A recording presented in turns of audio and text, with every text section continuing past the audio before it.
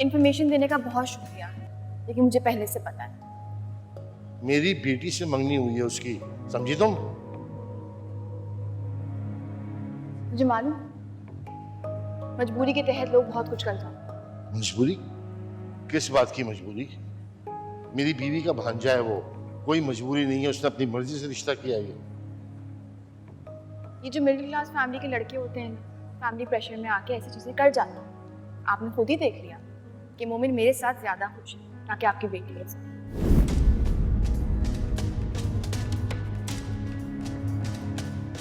जमील, आपके लिए खाना लगाओ? नहीं, क्या जरूरत थी ढोलक रखने की? आशिकी सहेलियों का असरार था और आपसे पूछा तो था। बस एक ही दिन तो रह गया है, उसके बाद तो मेहंदी की रस्म है। मुझे तुमसे बात करनी है उनसे।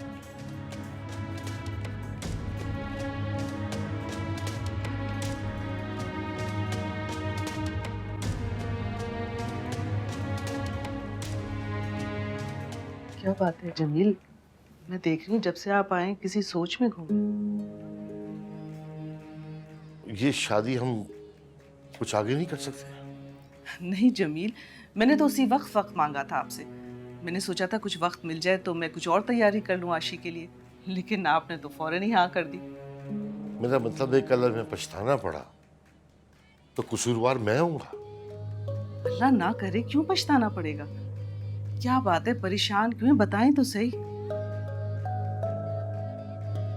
अगर तुम्हें ये पता चले कि मोमिन की जिंदगी में कोई और लड़की भी है तो? जमील, मत दें ध्यान किसी की बात पर। मैं मोमिन की गवाही देती हूँ। मोमिन हमारी आशी के साथ बिल्कुल मुखलिस है और किसी और की तो गुंजाइश ही नहीं है उसकी जिंदगी में। मोमिन पे अंधा एतमाद हमें ले डूबेगा। अल्लाह ना करे, मत ध्यान दिया करें दूसरों की बातों पर। लोग तो दूसरों की खुशियों से हमेशा जलते हैं। अब पता नहीं किसने ये आग लगाई है। अरे मैं बच्चा हूँ कि जो किसी की बात पे यकीन कर लूंगा? उस लड़की ने खुद बताया मुझे। कौन सी लड़की? वो साथ थी, उसके तस्वीरें बन रही थी, शॉपिंग हो रही थी। तो हो सकता है वो मोमिन की कोई जानने वाली हो। मैं भी यही समझा था, लेकिन जब उस लड़की ने मुझे सारी बात बताई तो असलियत सामने आई है ना। क्या कहा उसने? वो जानती थी कि मोमिन की मंगनी हो गई और उसने कहा कि ये मंगनी मोमिन ने दबाव में आकर की है, वरना उसकी खुशी वो लड़की है।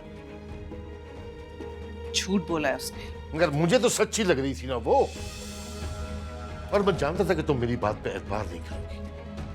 लेकिन एक बात कान खोल के सुन लेना तुम, अपने बहन और भांजे के चक्कर में मेरी बेटी की जिंदगी बर्बाद